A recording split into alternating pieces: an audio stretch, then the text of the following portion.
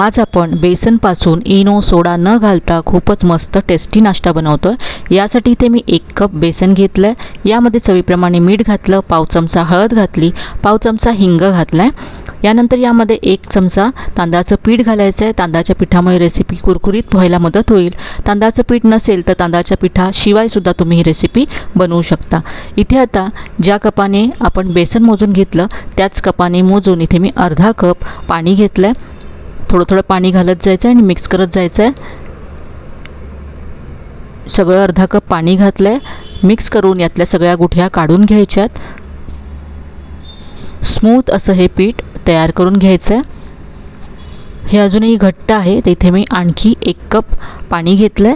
यातलं थोडं थोडं घालत जायचं आहे आणि मिक्स करत जायचं आहे। एकत्र मला किती पाणी लागलं ते मी तुम्हाला शेवटी सांगते।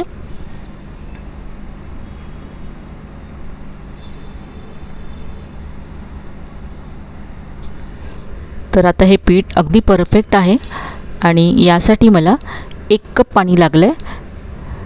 नंतर जे मी 1 कप पाणी घेतलं होतं त्यातलं अर्धा कप पाणी शिल्लक आहे, म्हणजे 1 कप बेसनसाठी तुम्हाला इथे 1 कप पाणी लागेल।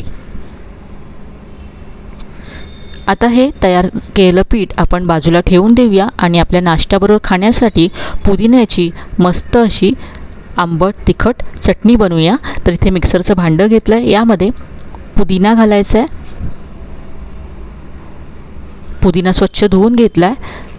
जेवढा पुदिना घेतला त्याच्या अर्ध्या प्रमाणामध्ये कोथिंबीर यामध्ये घालायची आहे। यानंतर इथे 3 ते 4 हिरव्या मिरच्या घेतल्यात। तुम्हाला चटणी जेवढी तिखट हवी त्या प्रमाणात घ्या। 2 ते 3 चमचे यामध्ये दही घालायचे आंबटपणासाठी। 1 चमचा लिंबाचा रस सुद्धा तुम्ही दह्याऐवजी घालू शकता।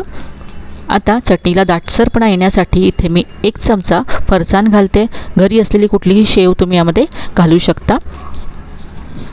इथे आता चवीप्रमाणे यामध्ये मीठ घालायचे आणि पाणी घालून ही चटणी वाटून घ्यायची आहे। तर इथे चटणी वाटून तयार आहे। खूप मस्त रंग आलाय चटणीला। बाउलमध्ये काढून घेऊया।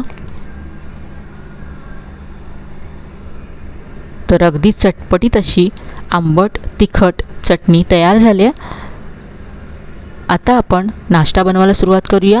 तर हे जे पीठ आपण तयार करून ठेवलं होतं ते आता छान फेटून घ्यायचं आहे। फेटल्यामुळे यामध्ये इनो सोडा असं काहीच घालायची गरज नाही आहे। खूपच पौष्टिक असा नाश्ता होणार आहे। आता याचा आपण बेसनचा चिला बनवतोय किंवा डोसा बनवतोय। पहा, या पिठावरती छान असे बबल्स आलेत, म्हणजे हे पीठ आता हलकं झालंय। आता या चिल्यावरती पसरवण्यासाठी इथे मी भाज्या चिरून घेतल्यात। यामध्ये मी गाजर किसून घेतलं आहे, शिमला मिरची घेतली आहे, कोथिंबीर बारीक चिरून घेतली आहे, कांदा आणि टोमॅटो चिरून घेतला आहे। याबरोबरच इथे मी पनीर घेतलं आहे, कुस्करून घेतलं आहे पनीर। तर मुलांसाठी बनवणार असाल तर पनीर नक्की घाला, यामुळे आपली रेसिपी आणखी पौष्टिक होईल। इथे मी तवा गरम करत ठेवला होता, यावरती थोडंसं तेल लावून घ्यायचं आहे। अगदी कमी तेलामध्ये आपला हा नाश्ता तयार होणार आहे।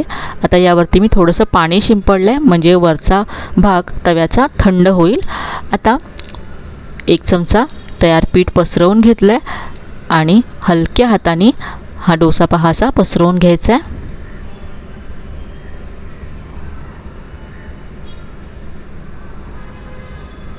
अगदी सहज हा चिला तुम्हाला असा पसरवता येतो।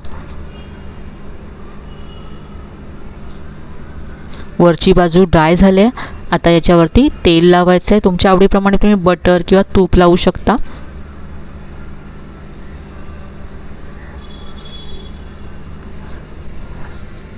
आता यावरती मी इथे टोमॅटो केचप घालते।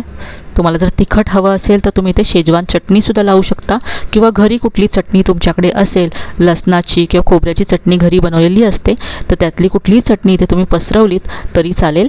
यावरती आता भाज्या पसरवायच्यात। तर इथे कांदा घालते, यानंतर यावरती गाजर पसरवून घेतलं। सगळ्या भाज्या आधीच एकत्र मिक्स करून घेतल्या आणि पसरवून घेतल्या तरी चालेल। शिमला मिरची, कोथिंबीर, सगळ्या भाज्या अशा व्यवस्थित पसरवून घेतल्या। आता यावरती पनीर पसरवायचं आहे। तुम्हाला हवं असल्यास तुम्ही इथे चीज सुद्धा किसून घालू शकता।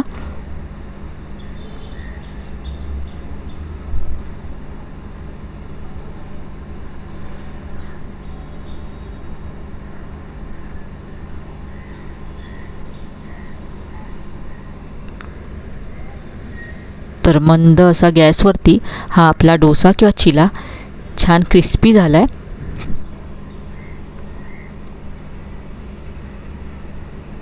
याला आपण फोल्ड करूया.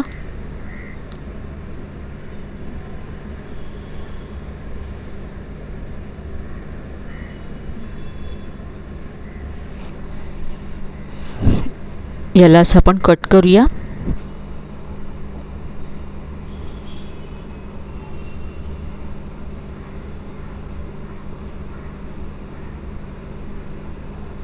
तर हा आपला बेसनचा चिला तयार आहे. आपण जी चटणी बनवली त्याबरोबर मी हा सर्व केला आहे. खूपच टेस्टी आणि तितकीच पौष्टिक अशी नाश्त्याची रेसिपी आहे. नक्की करून पहा. मुलांनाच काय मोठ्यांनासुद्धा आवडेल अशी रेसिपी आहे. आजची ही रेसिपी तुम्हाला नक्कीच आवडली असेल. रेसिपी कशी वाटली कमेंटमध्ये कळवायला विसरू नका. रेसिपी आवडली असेल तर व्हिडिओला लाईक करा, शेअर करा. चॅनलला अजून सबस्क्राईब केलं नसेल तर नक्की सबस्क्राईब करा. चला तर मग पुन्हा भेटूया अशा छान छान आणि नवीन नवीन रेसिपीसह. तोपर्यंत धन्यवाद.